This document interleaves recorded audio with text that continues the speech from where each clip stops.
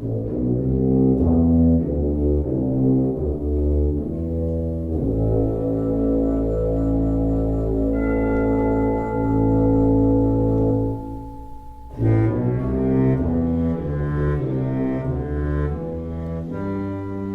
to Mysterious Goings On. I'm Alex Greenwood, aka J. Alexander Greenwood. That's my pen name.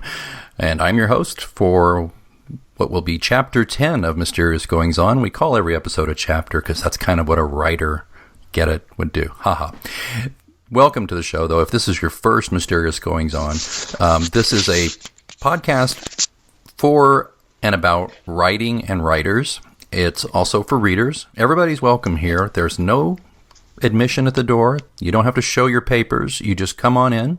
Often it's just me yakking about my writing, which you can learn more about at pilatescross.com. We'll do more of that at the end of the show. I'm not going to give you the whole rigmarole of how to find me until the end. But also I often have guests, or we're going to often have guests, and one of our guests who's been on more than once, is coming back today because he's a lot of fun to talk to, and he's my friend. And he is the author, Jason McIntyre. Welcome, Jason. Hello. I feel like I should probably move into a guest room at this point. I'm thinking so as well. I really am. It's fun. It's like I told myself, you've been on 2 other episodes of the show, and this is Chapter 10, so, here we go. And I told myself, okay, I love having Jason on, but I got to get a different writer on before I have him back. And then I was just like, man, It's too late, man. I'm moving in. I'm sending a list of dietary requirements. Please do, yes. And I need a hypoallergenic pillow. Oh.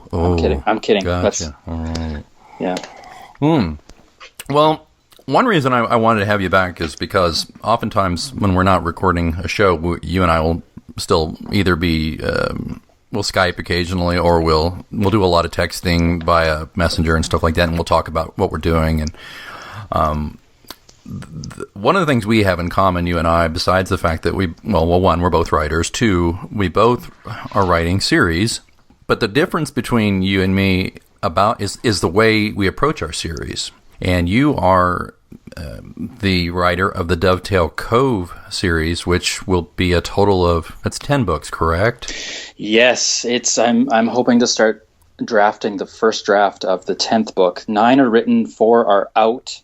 And it's probably the biggest undertaking I've ever done. What about you? I mean, is there 4 Pilate books, John Pilate books? There's 4 novels and 1 collection of short stories. Right. And I have absolutely nothing written for anything else in the future at this moment about the series. So just, you're way ahead. But you must bubble. You must have something bubbling. I do. But without going too deep into this, because it's not really what we're talking about today, and I don't want to bore people with it. But I'm kind of taking a bit of a break from John and the gang because I've got another idea, and it's not anything that really works in the mystery genre. It doesn't really work for John Pilate, and I think I just want to, for better or for worse, flex some different muscles. And it may never see the light of day. I may write the manuscript and it may not work, it may not work, and I may not. I may just put it in a drawer, so to speak. But I think it's time to do something different. So that's what I'm working on. But yeah, to get back to what you said. Yeah, there's always little scenarios that I think, that'd be great or good in a Pilate book, so I do that. And I'm sure you do the same thing for Dovetail Cove. I do, and I'm just thinking as you're talking, I'm thinking, okay, so 4 John Pilate books and the 1 collection. I personally have read 2 of the novels, the John Pilate novels, and the collection. And I read them out of order. Mm-hmm. And one of the interesting things there is that the 4 main John Pilate novels follow John Pilate and his cast of characters that somewhat flow in and out, but they're mostly the same. Mm-hmm. And then the collection of short stories, John Pilate's not even in that. It's just those side characters and focuses on them, which is a really neat way to do that. Can you tell us a little bit more about that decision? Yeah, I was getting a lot of requests from. I have a small but very loyal fan base for the Pilate series, and I mean, if you look at my sales, it's very small, but I love them because they love John and they love the characters. And I had last put out Pilate's Blood a couple of years ago, which was the last full novel, and it did all right and everything, but I I wasn't burned out on Pilate by any means, although I had considered stopping after Pilate's Ghost, the third book, but I couldn't. I put it down for a couple of years, and then I came back with Pilate's Blood, and I thought, well, I may take a big break from Pilate and go write this other book that I want to write. And I really did get some pressure in a nice way from readers, and I thought, well, maybe I'll just do this. I'll just write a couple of short stories and put them out on Kindle. That's all, and maybe that'll tide people over. Well, then I got an idea. I thought, well, it's, everything is Pilate's this, Pilate's that, right, for my series. So, by the way, we won't forget to mention the kind of clever thing you do with your titles, too. We'll get to that before we're done here. But I thought, well, Pilate's 2 or Pilate's 1 is not very good. And then I thought, Pilate's 7. Oh, that's an idea. And I thought, I could do 7 short stories. And I want to tell you, before I knew it, they just came out, and I think what was great about it was I didn't feel the pressure of having to write a whole novel. I just had to write by my own, cracking my own whip. I just said, all right, I have to write 7 stories. They don't have to be long, but 7 stories. And I'm so tired and bored with myself, to steal a line from Springsteen. I'm kind of tired and bored of being in John Pilate's head. So I thought, well, why don't I focus on other characters and how they feel about John Pilate, and that's the genesis of Pilate 7. It's funny, I had a reader or two say, well, shouldn't it be Pilate's 5 because it's the 5th book? I'm like, you're missing the point. This is not... And like you said, I want people to understand, they're chronological, but it's not as if you can't pick up, like you picked up, like, what? The second book first? I picked up the second book, and yes, the second book first, and it was fine. One chapter in, and I knew who we were dealing with, where we were, what was happening, and I had enough of the bones to keep going. Right, totally fine. Yeah. Yeah. Well, and so that's where how I arrived at that, and then Pilate 7. Actually, I think you might have been one of the people who said, you hadn't read anything, and you read that first, and you said yes, yeah, and I really enjoyed that, and it's interesting now that I go back and read the John Pilate books. It's filling in holes from the Pilate 7. Not that there was holes, mind you, right? But it's filling in extras, extra information, and making connections where I didn't need a connection to enjoy the Pilate 7 individual stories. Right. But it's like, oh, there's another layer to that. I get that. I love that. and actually, it's interesting to now go back and read the John Pilate novels and contrast even just the writing style to Pilate 7. And I would say they get stronger. I would say chronologically the writing quality gets better. And I would say that the Pilate 7 stories are really what drew me in and made me go back and look at the novels, because those stories are really, really tight and well written. And I think the joy that you had, that you just explained a few minutes ago in writing them, these short little pieces, and how they seem to just come to you as you were writing, and before I knew it, I had 7. I think you can read that in the words. I think you can feel that as you read it. Well, thank you, and it's good also to know that they don't get worse as they go on. But there's so many writers that do, though. Oh, and that's a fear I have. That's something we ought to talk about someday. Is that? But and we don't want to focus just on me here. I want to talk about your series, but just to kind of put a bow on this, I think just that unbridled, And I even wrote in the foreword, I think, to the book, this is a very self-indulgent project. It's what I told people, I basically wrote what I wanted to write. I did not put a lot of thought into, okay, will this piss somebody off, or will this be, and that's the way you're supposed to write anyway, Yes, sir, it is. Yeah. It is. And I think you and I had this conversation before I even started Pilate 7. You had said, just be a little cautious. It's self-indulgent, and you use that word, and I said, okay, whatever. I'll take that with a grain of salt. And I read it, and I'm like, if this is self-indulgent, this is the way Alex needs to go, because this writing is really good. And it's probably in part it's because you're better and you've been doing it longer.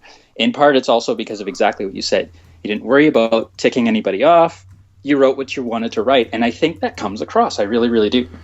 Well, thank you. And that's one thing I've never ever thought about with you, is that you had any fear. You're a very fearless writer. I mean, what you did with Zed, which is part of the Dovetail Cove series, of course. And again, you've written all of them, and they're very keen, I think, to tell people there's no order here because they jump around in time anyway. It's true. They do jump around in time.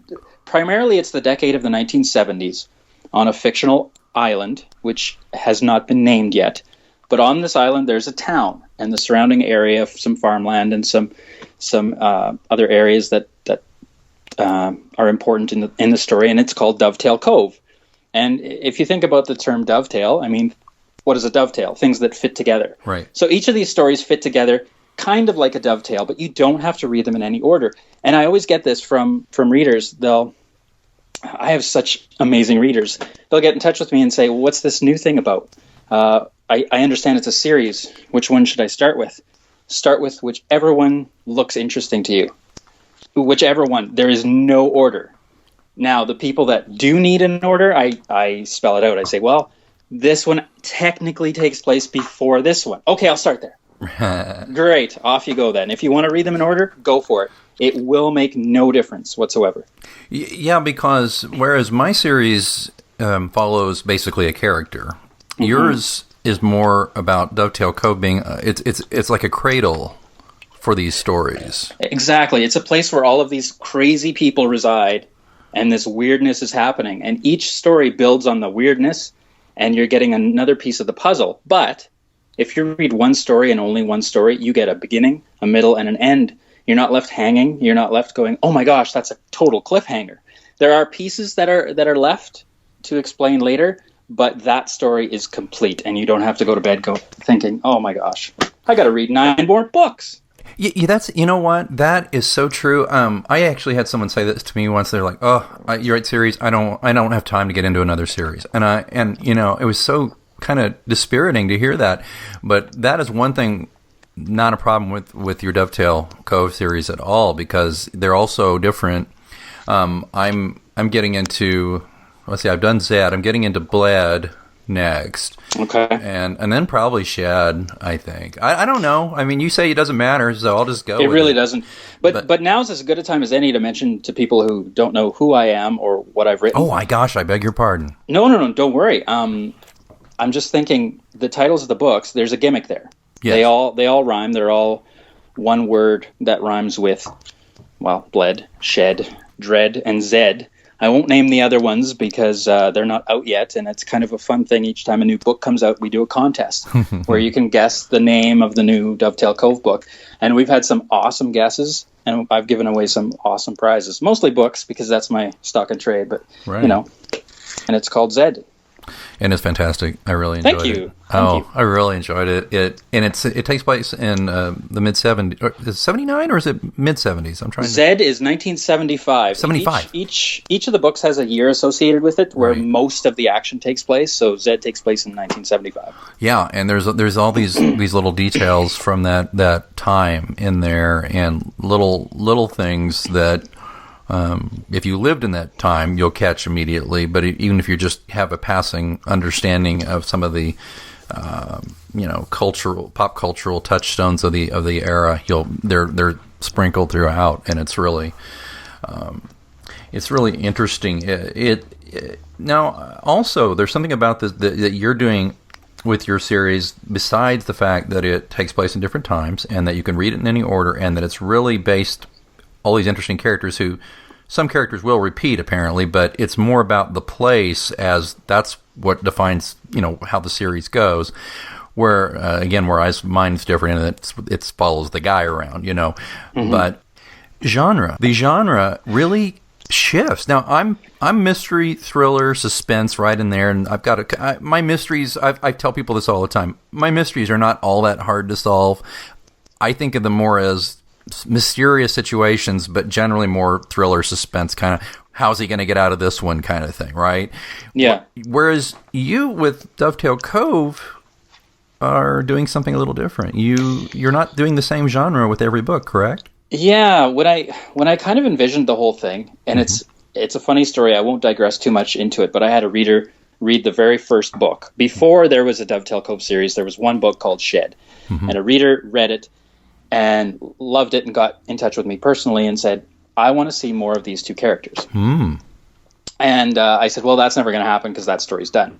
And then, lo and behold, the subconscious works away on things. Right. The next morning, I get up and I'm standing at the sink in the bathroom and I'm shaving. And I had this very, very strange experience where I lost time. And I came conscious, and I was still leaning on the edge of the bathroom vanity, staring in the mirror, but the whole thing was fogged up from the steam of the water in the sink. I don't know how many minutes I'd been standing there, not aware of my surroundings. I literally went away. And when I came back, I had the entire thing, the entire view of Dovetail Cove figured out. Whoa. And I know. And I knew how I could bring those characters back. So the first 9 books each have their own story and their own main characters and their own genre. And the 10th book is going to bring back reader favorites and my favorites and people that play into this big finale. Ah. And you're absolutely right. Shed was a kind of it's more of a classic horror story with I hope, really intriguing, lovable characters. Mm-hmm. Bled came out next. It happens in 1972. And it has no paranormal or horror in it. It's a thriller, and it's more of a character-driven kind of study of this character and this awful situation she finds herself in. And then we have Zed, which you just finished reading, which is really more a coming-of-age tale about a young man turning from a boy into a man, and then the reverse of that happening with another character. And Dread is a murder mystery in reverse. Which I'm looking forward to you reading that one to see if I butchered it or not. Well, I appreciate that. I'm excited because that's the thing too. There's something to be said for writing fictional comfort food for people. I like to think I do that because people have been very kind to me and said, I feel like I'm back with old friends whenever I read a new pilot. And isn't that great to hear that? Oh, it's the best because that's actually why I wrote the 4th book, Pilate's Blood, was because I missed my old friends. I wanted to hear their voices again, and the only way I can hear their voices is if I write them. And but I will say this: I did tweak the genre a little bit in the sense that, like, my first Pilate's Cross, the first book, was a straight-up mystery, but it was also, it kind of introduces our characters. A lot of expository stuff that if I were writing it today probably wouldn't necessarily be in there, but it's okay. It's okay. But the second book is kind of more of a fun-loving mystery and adventure than, sea adventure. It's funny, I had a consultant tell me, you shouldn't list this as a mystery, you should list it as a sea adventure, and as soon as I did, the sales on that thing went really a lot. Wow. Yeah. It's funny. That's something we'll have to talk about sometime too. It's about how authors list on Amazon and the Kindle store, if you're in a crowded category, it's easier to get lost. But anyway, then the third book, Pilate's Ghost, was definitely a mystery thriller. But then with Blood, I thought, I want to kind of let the foot off the gas on the seriousness, and I mean, it's going to be serious, but I wanted to pay a bit of an homage to my grandfather, my late grandfather, who wrote Westerns, and I wanted to kind of just pay tribute to his genre, which he wrote for 50 years, but I also wanted to kind of pay homage to one of my favorite movies, which was Rio Bravo with John Wayne and Dean Martin, and it's just a great classic Western, and basically anybody who's seen that movie will recognize the last, third of the book. And I've had people tell me that, which is great. I waited to see if people would catch on. And I'm like John Carpenter, the film director. He loves that movie. And if you've seen Assault on Precinct 13, which he did, that's his homage to that movie. But he even straight up dropped dialogue in and borrowed character names for that movie from Rio Bravo. And I straight up borrowed a couple of lines of dialogue from that movie just because, out of love. It's nothing like plagiarism or anything. It's straight up homage. And I also, in the beginning of the book starts back in the Western days in the late 1800s, talk about time travel. And I borrowed a couple of characters, names at least, from my grandpa's most successful novel. That's fantastic. Thanks, Alex. That makes me want to read that next. I hope you will. Oh, wait, it's in line next. It is next in line, yeah. Yeah, that's great. Yeah, I had fun with that. Anyway, I don't want to give it all away, but there's a line in the third book that telegraphs, I guess subconsciously, that's what I wanted to do, because there's a line a character says to John Pilate about, basically you don't know it yet, but you're the sheriff now. And then, so that's all I'll say about that. So it's fun to think about that with our series. And like you said, I want to move on to other genres and other things and pay homage to past writers that have influenced me, and do different things. That's one of the great things about being a writer. And I don't think enough writers do it, to be honest. Like you mentioned, great movie directors. They play in genre all the time. Right. Nobody expects a movie director to put out the same genre for their entire career. Unless you're George Lucas. Or maybe Hitchcock or something, yeah, right? Yeah. But Steven Spielberg, look at him. He's one of the most successful directors in the history of movies. And he always does something different. He doesn't do the same thing twice in a row. Yeah, I mean, you got the guy who did Raiders of the Lost Ark, and then he does Schindler's List, and exactly. Jaws. Exactly. He's done horror, So I kind of pattern, if anything, if there's a grand plan, I kind of pattern myself more off of a director in that way. I like that. That's a nice way to think about it. I don't ever want to be pigeonholed as a horror writer. In fact, I don't know that I've ever written a horror book, to be honest. But people think of me that way, and it's fine. I don't think of you as horror, but I will say I've had it in my head for a long time that you're very much a thriller and suspense guy for me, because everything, like, I think the first thing I ever read. Wait a minute. Wait, that was Shed. I have read Shed. What am I saying? That was a long time ago. I want to reread it now that I mean, that's like the first thing I think I read that, didn't I? That's bad. I have no idea. Well, yeah, you're going, Alex, I don't know what you read. Anyway, As well as I know you, I have never been inside your head. And I've read On the Gathering Storm. Right. That was a long time ago. There's there's generally like a thriller aspect to most things. There's a feeling that something's not quite right. Yeah. The world is a little off kilter. Yeah. And your book of short stories, which I recently read, oh goodness, I'm sorry, the name. There's two, Black Light of Day, and now I'm blanking on the other one. Nights Gone By. Nights Gone By. Thank you. Great title. I put those out a few years ago, so I'm. Yeah. If you want a sampler, folks, of Jason McIntyre, and you don't have time to invest in a novel, although you should, Nights Gone By was a nice sampler. I really enjoyed that. Thank you. Yeah, six stories, so not quite as heavy as Pilate 7. but as a tangent, Pilate 7 is a great sampler of thank you. Alex Greenwood's work. Well, I think that too. I wanted to show people too, because if you look at Pilate 7, I mean, there's one of the stories that could easily be pigeonholed as kind of a quasi science fiction story. Mm-hmm. There's an adventure story. There's a little mini mystery stuff. But I have two favorites in that book of short stories I did, and one of them is really. I hate to say it in a way, but not a lot really happens. But you get deeper into a character that I just adore, and I love those character pieces, those more literary things, and that's one of the things I loved about that collection. Sorry, I didn't mean to. No, thank you. Stomp. Anytime if you're going to say that. No, it's just. But that's again back to the indulgence. It was like, I'll just tell you the story. The one I think that. Please. Doesn't, there's not a lot happening, but unless you know the backstory, but it gives you backstory, and it's a Badge. And it's I love that story. Thank you. It kind of gives you the events that happen right before John Pilate arrives in Pilate's Cross. So again, it has really nothing to do with him, but it has to do with the town sheriff and the new president of the college and them butting heads, and you just get in the head of the sheriff, who's a very conflicted person, a very conflicted character. So I really enjoyed doing that one a lot. And then I think I had a lot of fun with one that's about the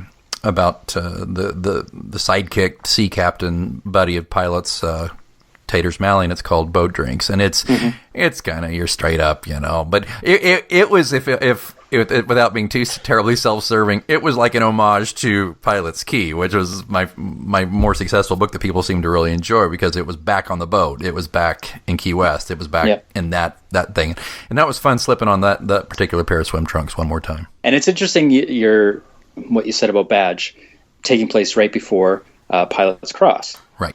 I would probably say 5 out of the 7 stories in Pilate 7 could be the first chapter of a new novel starring those characters. Huh. And so Badge, taking place then, it really is exactly that. It's like an unread prologue to the first book in the John Pilate series. Huh. In a way. And I think there's probably 3 or 4 others in that collection that could probably be the takeoff to a new world. They could be. And that's kind of interesting to me. Well, thank you. I did one with the female heroine of the story that she had kind of a tragic past, and it was just a little glimpse of really how terribly sad and broken she was after she'd suffered a loss, and she'd had a rough childhood, and so it was just this little slice. And I've been told by a lot of people who read it, they're like, it's my least favorite of the story, but it was important for me to kind of give her some dimension. I'll confess that it's not always easy for me to write women as well as I do men, and I feel like I'm very in touch with my feminine side to be corny about it, but I don't know that I completely always capture women. You do a really fine job with the women. You really do. I mean, I really believe those characters. Is that a particular tough thing for you to get into the head of a female? I don't know what it says about me, but I almost instinctively go there first. I recently came back from a trip to Mexico, just itching to write, and something happened to me in Mexico that kind of became the basis of it turned into a novella. It's like a 30,000 word novella. Originally it was going to be a short story. I naturally, instinctively changed the main character to be a woman, and I have no idea why that was, and I've been thinking about that as I've been sending that novella out to beta readers, and people are asking me, another story, I like it, but it's another woman. I've written some fairly provocative novellas. Bled is one with a female central character. Walkout, Mercy and the Cat has 2 female main characters. And what I try to do is I actually try to do exactly what you said, which is get inside their heads and make it seem like it's not written by a man. And I have gotten compliments on that. And I don't know why, but I keep going back to that world.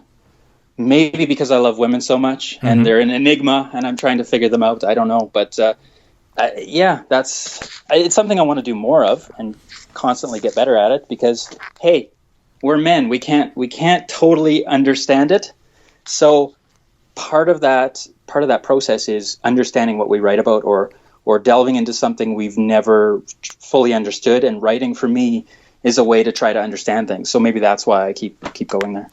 Do your female beta readers, did they ever say to you, they read something and say, I don't know if that rings completely true? Do you ever get that kind of response, or you? I don't get that from betas. Occasionally a reviewer will say, oh, you lost the train there. A woman would never do that. But then I'll go back to people that I know, either women in my life or female readers that I know, and I'll say, I got a comment about these earrings in this scene, that so-and-so wouldn't wear these earrings, or they're too gaudy for this character's style. What do you think? And generally the people that I go to, now they could be blowing smoke, but they say, no, I would have flagged that for you. I think you nailed that particular thing. So I don't know. Quite good at it. And it's a joy to read. Thank you, sir. Well, you bet. I think it would be fun for us to talk sometime about the beta reading process, about just kind of the funny stuff that oftentimes, our beta readers who we love.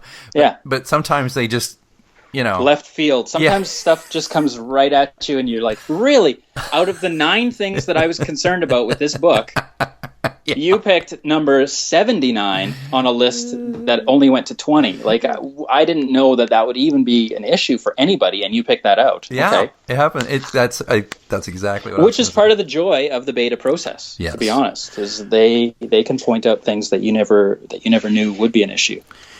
Well, sadly, we're going to have to wrap this up. My gosh, let's look at us. We just went on and on again, and we could do more. And you're definitely, I'm not even asking, you're coming back again, right? I hope. I would love to. Okay. Well, I'm living at your house now in the guest room, and you got me that new pillow. You got to earn your keep somehow. My goodness. I do, yeah, exactly. So. I have to pay some rent. But I think it might be fun too to open it up a little bit here. So I'm gonna throw this out there. If you want to ask either one of us a question, if you're a writer or a reader or just casual observer, and you're curious, or if we've said something that you find of interest and you have a question, you can find me on Twitter at @A_Greenwood, or you can go to pilatescross.com and go to the Clues blog and just leave a comment there, or actually go to my Facebook page. It's the John Pilate Mysteries. Just look up, and that's Pilate, Pilate. You can go there and just post a question there, and I'll be happy to. And if it's directed at Jason, or maybe you'll ask the question, and both of us could come up with an answer, and we'll post an answer. We may use your question right here on the show. What do you think of that, Jason? I think that's brilliant. I think, if any readers want to go find me on Twitter, I'm Jason C. McIntyre, or thefarthestreaches.com is my website. And if we have a great question from somebody, we'll put our heads together and try to figure out an answer, and either post it, as Alex said, or address it right here on Alex's podcast. Well, it's really great that people are picking up the show. We had some really nice downloads when we first launched. iTunes named us New and Noteworthy Show, so we got some really nice subscribers out of that who continue to download the show. And if you have ideas for a topic, get a hold of us. If you have a question, or if there's something about the show that drives you crazy, I'm happy to listen. May not change it, but I'm happy to listen. We want to hear from you. And if you're a writer and you'd like to be on the show, just get a hold of me through the ways we've already discussed. I'd love to have it. One thing I'm going to ask before we go of everybody is, if you like the show and you're subscribing through iTunes or Stitcher or wherever, there's almost every podcast distribution method has a review and rating. Particularly iTunes, if you could give us a star rating and a quick review. I mean, it is quick and painless. Right, Jason? How long does it take? Oh, less than 30 seconds. Yeah. Just go in, click how many stars. Well, okay, look, if you really don't like this show, don't bother. But if you like this show, click how many stars, and maybe just write a quick sentence saying, enjoy the show, or I enjoy this part of the show, or blah, blah, blah. The reason why that's important is because the more high ratings and reviews we get, the better chance we'll have of iTunes featuring the podcast and getting more listeners. And if we get more listeners, we're more likely to continue further chapters of the show. So enough of the sales pitch. Again, I'm at pilatescross.com. Jason is at thefarthestreaches. Is it .com? It's .com. It is, yeah. Yep. .com. And he's on the Twitter, and I'm on the Twitter and Facebook and all that stuff. So, Jason, anything else before we let everybody go? Thank you so much for having me stay at your home and take part in your podcast. Once again, I love coming on, and I love chatting about this stuff, so I appreciate it. Thanks. Oh, rock and roll, man. Anytime. I love having you on. All right, folks. This has been Chapter 10 of Mysterious Goings On, and as always, until next time, keep reading.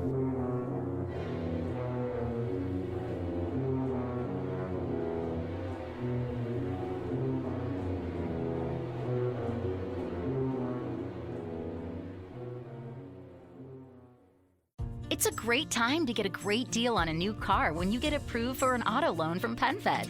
Our Powered by True Car rates are as low as 1.39% APR on new vehicles. Finance for a longer term to lower your monthly bill. Plus, take up to 60 days to schedule your first payment. Join PenFed, and together we'll keep you moving forward. Anyone can apply.